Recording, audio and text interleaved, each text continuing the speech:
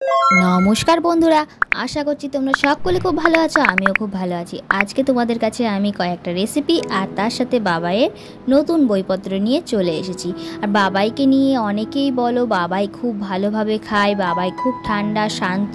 তা বাবাই কতটা শান্ত, কতটা ঠান্ডা আর কত ভালোভাবে খায় সেটাই আজকে ভিডিওতে তোমাদের দেখিয়ে দেবো। দেখতেই পাচ্ছ এত শান্ত যে গিফটটা নিয়ে আসার সাথে সাথে সেটা ছিঁড়ে তার থেকে জিনিসপত্র বের করা আরম্ভ হয়ে গেছে। আর এই হচ্ছে এতটাই শান্ত বাবাই। আরও কত শান্ত তার ভিডিও নিয়ে নেক্সট দিন চলে আসবো বন্ধুরা। এক ভিডিওতে তো অনেক কিছু দেওয়া যায় না, অনেক বড় হয়ে যাবে ভিডিও, তাতেই তোমাদের দেখতেও ভালো লাগবে না, তোমরা বলবে যে জাস্ট বোগাস ভিডিও, সেই জন্য দিলাম না। আর এই দেখো বাবাই নতুন স্লেট পেয়ে কতটা খুশি হয়েছে। সব থেকে স্লেটের থেকে ওর বাবার খাতা আর পেনটা পেয়ে বেশি খুশি হয়েছে। যাই হোক, এখন স্লেটটা ও খুলবে বলে পেনটা আমার হাতে দিল, দিয়ে ওই দেখো সমস্ত কিছু ছেঁড়া বোড়া করা শুরু হয়ে গেছে। ওকে আমি বুক কিনে দিয়েছি, সেই বই কিন্তু ছেঁড়া কমপ্লিট হয়ে গেছে। যাই হোক, আমি এখন বাবাইয়ের এই সমস্ত কিছু ছোটোবেলার স্মৃতিগুলো তুলে রাখছি এই একটা কারণেই, যাতে ও বড় হলেও দেখতে পায়। বাবাইয়ের ওই পর্ব তো গেল, এখন রাত্রি হয়ে গেছে, রাতের রান্না করতে হবে। তোরা কি রান্না করব ভেবে রাতের তরকা করব আর একটা জিনিস, পরোটা। এই দেখতে পাচ্ছ কয়েকটা ফুলকপির টুকরো আছে, ভাবলাম এই ফুলকপির টুকরোগুলো দিয়েই করে ফেলি আমাদের ফুলকপির পরোটা।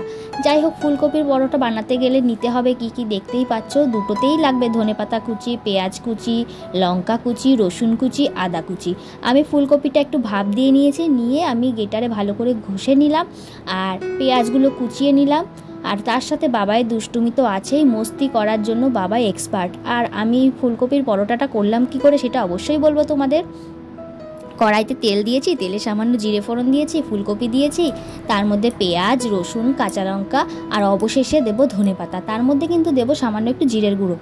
আর এইভাবেই আমি ফুলকপির পুরটা রেডি করেছি। আর ময়দা তো মাখতেই হয়, ময়দা মেখে নিয়ে ময়দাটা সামান্য গুঁড়ো দিয়ে ভালোভাবে গোল করে নিয়ে ভেতরে পুরটা ভরে দেবো, ব্যাস। এবার সিল করে আমি এই পুরটা বেলে ফেলবো।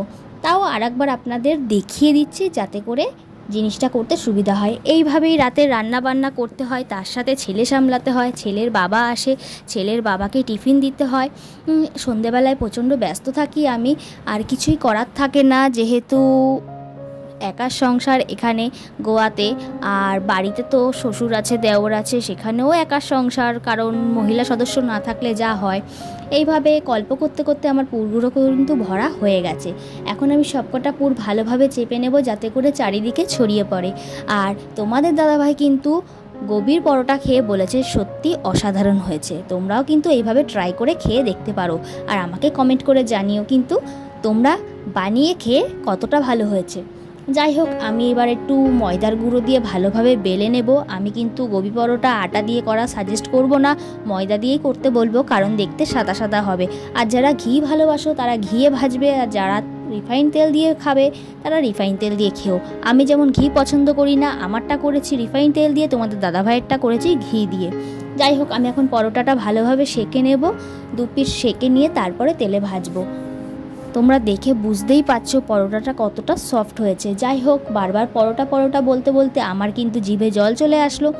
আমি এখন দেখো পরোটা রান্না করা হয়ে গেছে, এখন তরকাটা করব। তার আগে ডিমটা ফ্রাই করে নিয়েছি, আর এতে যা যা মশলা লাগে পেঁয়াজ, রসুন, টমেটো কুচি, কাঁচা লঙ্কা কুচি, ধনেপাতা কুচি, জিরে গুঁড়ো, লঙ্কার গুঁড়ো, ধনের গুঁড়ো, হলুদ, লবণ, যা যা লাগে সমস্ত মশলাপাতি দিয়ে ভালোভাবে কষিয়ে নিয়েছি। নিয়ে আমি এবার দিয়ে দেবো তরকাটা ভালোভাবে নাড়াচাড়া করব, করে জল দিয়ে দেবো, তারপরে গরম মশলা দেবো আর ডিম দেবো, ব্যাস তরকার ডাল হয়ে গেল। এইভাবেই তরকার ডালটা আমি বানিয়ে নিয়েছি। তোমরা কে কীভাবে বানাও সেটা আমাকে কমেন্ট করে জানাতে ভুলো না।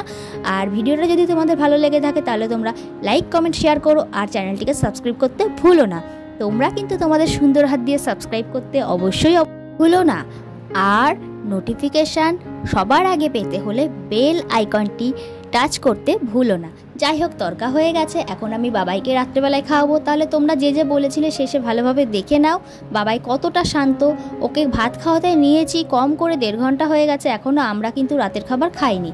ওকে খাওয়াতে নিয়েছি, ও বিস্কুট নিয়ে চারিদিকে ফেলছে। তোমাদের দাদাভাই বিস্কুট এনে দিয়েছে, সেই বিস্কুটটা আমাকে কোটোতে ঢালতে দিল না, বিস্কুটটা চারিদিকে ছড়ালো।